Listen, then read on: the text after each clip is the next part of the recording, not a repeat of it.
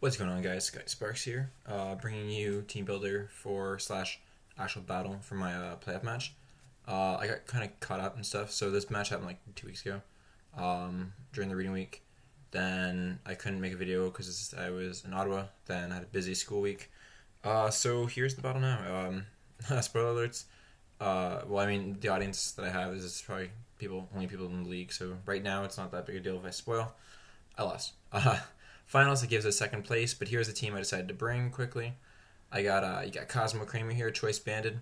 His team, I'll list it off, but his main threats were Landorus T, Zygarde, Mawile. I was 100% sure all three of those were coming. He had Ambipom, Chandelure, Emboar, Primarina for Alligator, and then it would have been Amoonguss or Shroomish. And out of those six, obviously, I was assuming it'd be three of those. Probably one of the water ones, one of the fire ones, one of the grass ones, and then Ambipom could take the place of any of those. I assumed he would bring a grass type just for Thunderous T, but he could have taken the water type place, he could have taken the fire type place. Here's the team he actually did bring. The first three, Lando, Zygarde, Mawile, there's the Ambipom there, which took over the fire, which my team, I did edit it, so it took on Chandelure better, so it's kind of sad that didn't bring anyways. The prep I did battle-wise kind of hurt me in the end. Sorry, I'm hungry, so I'm eating some eggs and toast. It's like, what is it, like 4th to 50? You can always have breakfast, right? But yeah, do you see my team? Sorry. I was gonna start this video by saying I was gonna be more professional and like actually edit my videos. And I'm just, eating like a pig. So yeah, Kramer's mainly my wall breaker. I like the fact that Bandit Ice Fang did a lot to his team, plus Earthquake, and Head Smash just wrecked a lot of his team. Crunch was there in case he brought like Chandelure or something, and with the Strong Jaw, it gave me a more reliable way to deal with a lot of his team, because with Lando T, Earthquake wouldn't hit it, Ice Fang could miss, Head Smash could miss. Just like that. And spoilers, it does miss. And I don't know what move it is, but it's kind of a weird Blastoise set, but it forced me to run Rain Dish because of one of these two moves. I think it was Haze. Leftovers, this is my main Zygarde switch in. Ice Beam prevents it from setting up subs, and then I can switch into Kramer to deal with it, or something else like Raymond to get the Ice Shard off. Scald, obviously one of the best moves in the game. You can't go wrong with it. The Reflect helps, obviously, against like Lando and Zygarde. And I just max defense because I couldn't really afford not to. This was mainly a Shroomish / Amoonguss switch in, just so I had a way to deal with it. Safety Goggles, Poison Jab knockoff. Poison Jab's good for Primarina too. The Ice Fang, again, like he has Lando T and Zygarde. Ice coverage is like a must for almost every mon on my team, so he doesn't get a free sub. And the Earthquake deals with Mawile, which is nice. Enough speed to outspeed something on his team. Like his speed tiers were kind of all wonky, so I think it's enough to outspeed a max speed Landorus, if I'm not mistaken. This was Mental Herb, which will play into a factor into this game, which is why I wanted to mention it. But Icicle Crash, Ice Shard, Earthquake, sub. The sub is because I know him. He's gonna bring Shroomish, and just his lols. And even if he brings Amoonguss, it gives me a way to wreck his team. This behind a sub is just crazy. I even show sub in the game, and I still almost win with him choking. So max Adamant because Ice Shard needs to do a lot of damage, and I could afford it. Like this speed ties a modest Specs Primarina, which is what he runs. He doesn't run Timid, and why not? Because like it's bulky enough that people can not many things can switch into it, not many things can deal with it. So I understand why he runs the whole modest. I mean, I would if I had it. So yeah, pretty straightforward. The only thing is Sucker Punch and Extreme Speed still do damage to this thing, which kind of sucks. But overall, I think that this is going to be like a key mon in any matchup I play with a Landorus and a Zygarde. I don't know how I feel about this mon. I needed it for the Ambipom, for sure. Chopper Berry allows me to live a low kick. Close combat HPI is Magnet Rise Stealth Rocks. Unless it's a Scarf Lando T, this thing completely walls it, can't toxic me. Which he did to my Blastoise last game, which is why I had it. If he decides to Sucker Punch me with Mawile, all the power to him. I'll get the Justified boost throughout the Close Combat. And Stealth Rocks because it allows me to chip down like things like Chance Chandelure. And Aurora Trace Specs, he doesn't really have any switch-ins. I figured a more offensive, like try to blow through his team was a better way to deal with this game. And if he does bring Specs Primarina, I should have made sure I could live 2 hits, as you'll see that plays a role into the game too. But just so I could deal off a Hyper Voice or something. But without further ado, here's the game. It's been a while since I've seen it, so I'll try to do my best. So right off the bat, I looked at his team, and I'm like, I'm 90% sure he's leading Ambipom just because he has pretty much led Ambipom all through the playoffs. And the way I'm understanding Mike is he's very straightforward with his things. He's good at switching coverage moves and stuff, but he will keep the core intact. So if his core right now in the playoffs is his 3 big threats, Ambipom, and then 2 random mons, and he's always leading Ambipom, the odds were he was leading Ambipom. So I could have led Cobalion here, which would have been the smarter play, but I can I can just switch into Cobalion. It's no big deal. The only thing that worries here is that if he does predict it and go for the low kick, that's an issue. He throws off Mawile, and even then, my Close Combat does a lot. He doesn't want to Sucker Punch me here again for the Justified boost. So he makes a smart play, and for some reason this lagged. Okay. Let me restart that. I don't know why it lagged.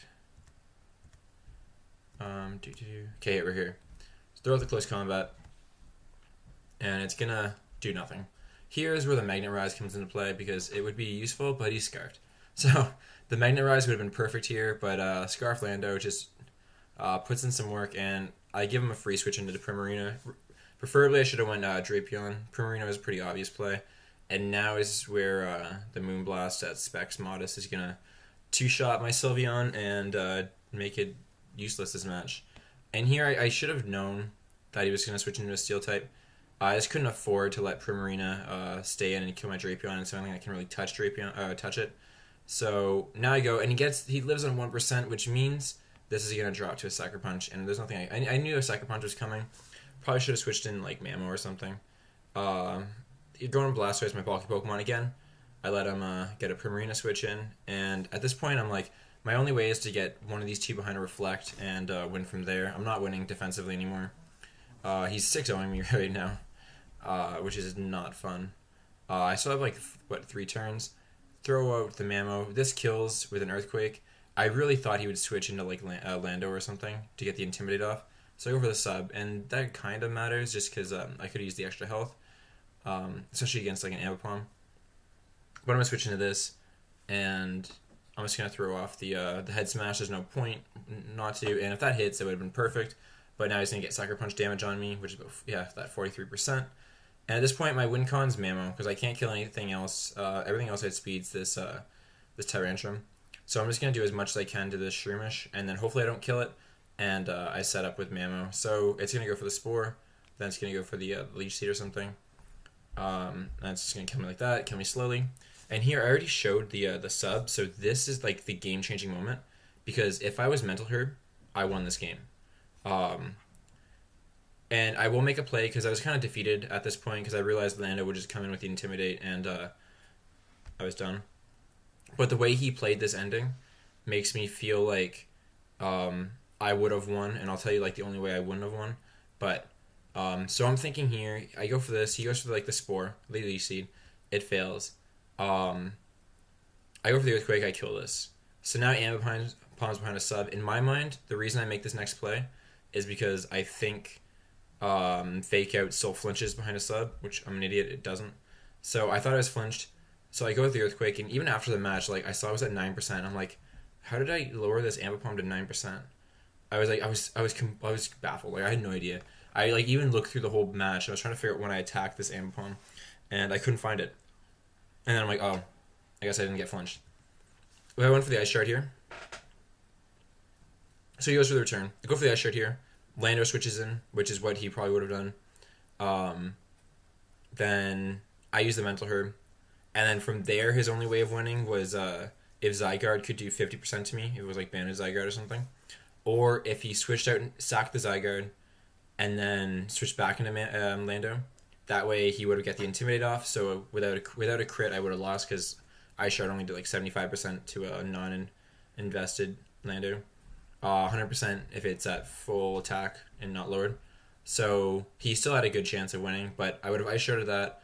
Mental Herb would have activated, killed the Lando in the Ice Shard, and then I would have outsped this because he normally runs a Spidef, max HP Zygarde, and I'm pretty sure I could have killed that with the combination of a Icicle Crash / Ice Shard. But with this game, knowing my luck, especially in this game, I probably would have missed the Icicle Crash. So, was a good game. New coach, and he wins it his first year. Not bad.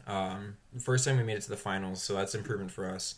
We finished 4th and 5th, respectively, I think, in the seasons. Season 1 and 2.